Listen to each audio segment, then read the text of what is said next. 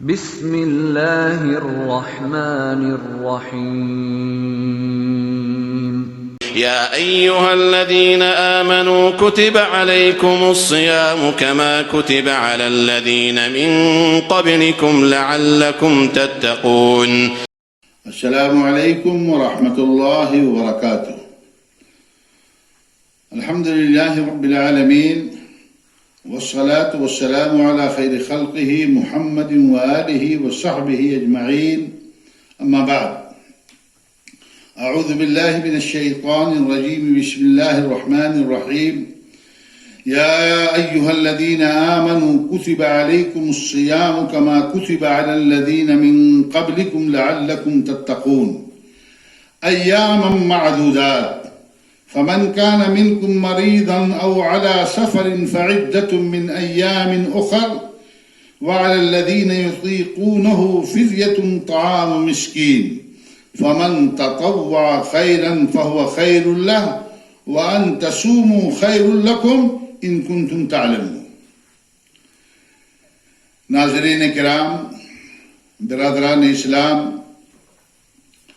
آج کے درس میں روزے کے فضائل ذکر کیے جائیں گے. اللہ رب العالمین سے دعا ہے کہ اللہ رب العالمین مجھے اور آپ تمام مسلمانوں کو روزہ کے فیوز و برکات سے مستفید ہونے کا موقع عطا فرمائے. سورہ بقرہ کی چند آیتوں کی بھی میں نے تلاوت کی ہے. ان آیتوں میں اللہ رب العالمین نے روزے کی فرضیت کا ذکر فرمایا ہے کہ مسلمانوں پر روزہ فرض کیا گیا ہے. دوسری بات، اللہ رب العالمین نے یہ ذکر فرمائی ہے کہ یہ روزہ پہلی قوموں پر بھی فرض تھا. تیسری بات، اللہ رب العالمین نے روزے کے حوالے سے یہ بات فرمائی ہے کہ اس کا مقصد بندوں کو جسمانی اذیت اور پریشانی میں مبتلا کرنا نہیں ہے، بلکہ اس کا مقصد اللہ رب العالمین کے تقوی کا حصول ہے. لعلکم تتقون. آگے اللہ رب العالمین نے فرمایا اس میں گھبرانے کی کوئی بات نہیں ہے، یہ گنتی کے چند ایام ہیں. یہ روزہ 29 دن کا یا 30 دن کا ہوتا ہے، گنے چنے دن ہوتے ہیں. اللہ رب العالمین نے اہل ایمان کی تسلی اور ان کے اطمینان کے لیے فرمایا کہ ایام معدودات، یہ گنتی کے چند ایام ہیں، چند دن ہیں.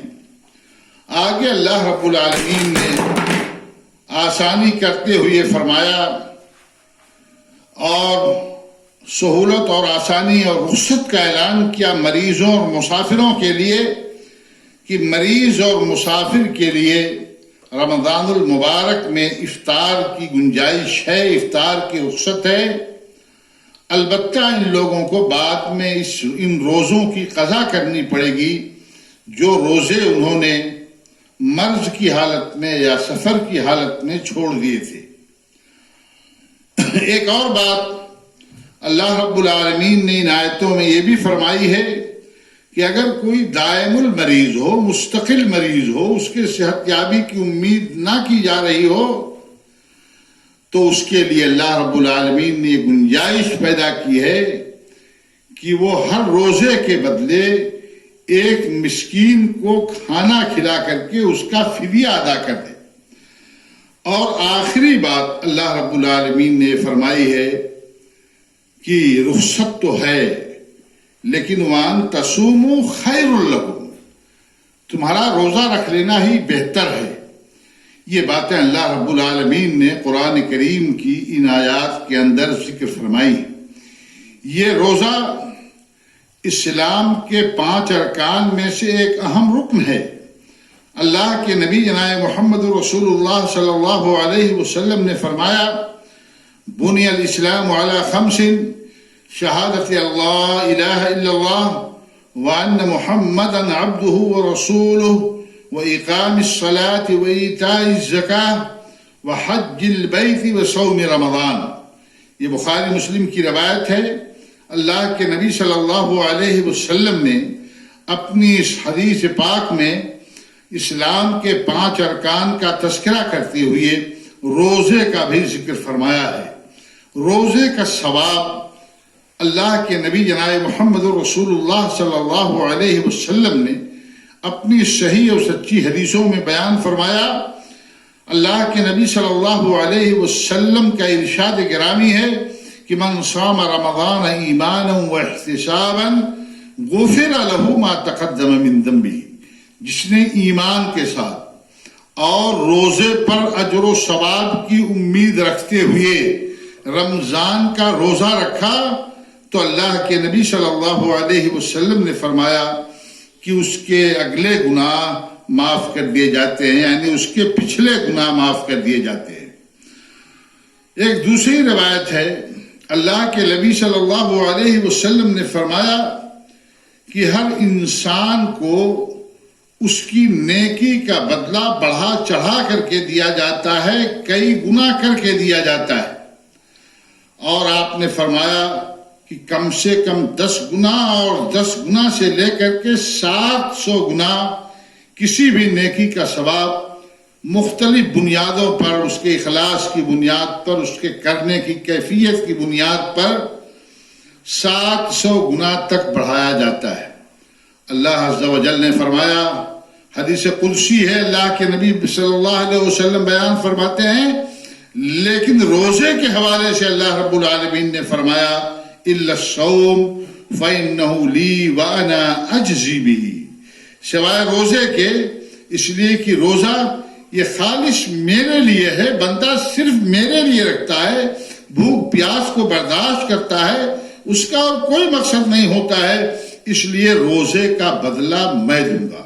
گویا کہ اور نیکیوں کے لیے اللہ رب العالمین کیا ہے کہ ضابطہ مقرر ہے کہ 10 سے لے کر کے 700 گنا تک نیکیاں اس کو دی جائیں گی، لیکن روزے کا ثواب یہ اللہ رب العالمین نے اپنے ہاتھ میں رکھا ہے کہ روزے کا ثواب میں روزے دار کو اپنے ہاتھ سے دوں گا، اور جب اللہ رب العالمین کسی کو دینے پر آئے گا تو کتنا دے دے گا روزے دار کو، اس کا ہم اور آپ اندازہ نہیں لگا سکتے ہیں۔ اللہ رب العالمین نے فرمایا یدعو شہوتہ وطعامہ من اجلی، وہ اپنی خواہشات کو اور اپنے کھانے پینے کو محض میری رضا کے لیے چھوڑ دیتا ہے۔ صبح صادق سے لے کر کے غروب آفتاب تک وہ بھوکا رہتا ہے، پیاسا رہتا ہے، گھر میں اس کے سب کچھ موجود ہوتا ہے، لیکن اس کے باوجود اللہ رب العالمین کی رضا کے لیے اور اللہ رب العالمین کے خوف کو سامنے رکھتے ہوئے وہ کسی بھی قیمت پر پانی کا ایک گھونٹ بھی اپنے حلق سے نیچے نہیں اتارتا ہے۔ حضرت ابو امامہ رضی اللہ تعالی عنہ نے اللہ کے نبی صلی اللہ علیہ وسلم سے درخواست کی کہ اللہ کے نبی صلی اللہ علیہ وسلم مجھے کوئی ایسا عمل بتائیے جو مجھے جنت میں داخل کر دے۔ اللہ کے نبی صلی اللہ علیہ وسلم نے حضرت ابو امامہ رضی اللہ تعالی عنہ کو جواب دیا، آپ نے فرمایا کہ علیک بالصیام فإنہ لا عدل لہ، تم اپنے اوپر روزے کو لازم کر لو، روزہ رکھنا شروع کر دو، اس لیے کہ عبادات میں روزے کی کوئی مثال نہیں ہے، اس کا کوئی بدلہ نہیں ہے۔ تو اللہ کے نبی صلی اللہ علیہ وسلم نے روزے کو سب سے محبوب عمل بتایا۔ اس کے علاوہ بھی بہت ساری خصوصیات ہیں روزے کی اور بہت سارے فضائل ہیں، انشاءاللہ آگے درس میں مزید باتیں اس حوالے سے ذکر کی جائیں گی۔ اللہ رب العالمین روزے کے فیوز و برکات سے ہم سب کو مستفید ہونے کا موقع عطا فرمائے۔ اللہ رب العالمین ہمارے روزوں کو شرف قبولیت عطا فرمائے، اور جن آداب و شروط کے ساتھ روزہ رکھنا ہمارے لیے ضروری ہے، اللہ رب العالمین ان تمام آداب و شروط کی پابندی کی ہم سب کو توفیق عطا فرمائے۔ آمین۔ وآخر دعوانا ان الحمدللہ رب العالمین، والسلام علیکم ورحمۃ اللہ وبرکاتہ۔